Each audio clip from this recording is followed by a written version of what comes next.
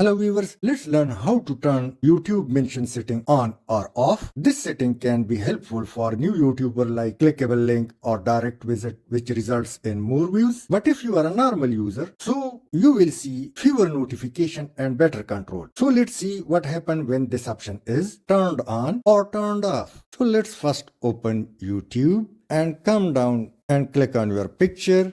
Now go to settings, and in settings come down to privacy, and in privacy if you see turned off this option, so this is better for a normal user. You can read it like other user cannot mention your channel with @ This helps to stop spam, mention or unwanted tagging by others which or the video you do not want to see. It gives you better control and less notification. And if you turn this button on, so it's very beneficial for YouTube creators, like anyone can mention your YouTube channel by using your channel name and title, description, post or comments. This makes your channel name clickable so people can visit your channel easily. It can help you get more visibility and new viewers. So as creator, I keep it as turned on. So both aspects of on and off has been shared. Choose the best one for yourself. Thanks for watching.